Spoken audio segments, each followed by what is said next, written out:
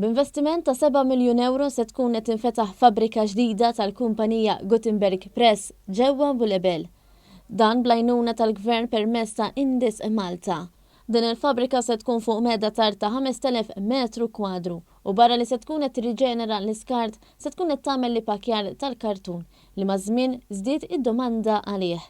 Fi żjara li jagħmel il-Ministru għall-Ekonomija Silvio Xkembri ġewwa l-fabbrika ta' Gutenberg intqal ukoll li permezz tal-Covid Wage Supplement din il-kumpanija se tibqa' tħaddem madwar 100 ħaddiem.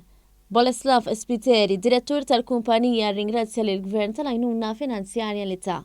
Rappreżentant tal-kumpanija qal kif il-fabbrika ġdida se jkollha sostenibilità bħala waħda mill-prijoritajiet tagħha. U għal daqstant l-iżbjan ta' żvilupp tagħna fl-impjanti ġdid ta' Bulebel ħajkun iffukat fuq hekk u mhux fuq kartun biss, iżda b'enfasi qawwija fuq il-sostenabilità u il-circular economy fejn naraw proġetti importanti biex nagħtu ħajja ġdida lill-iskart li jiġi moħħli.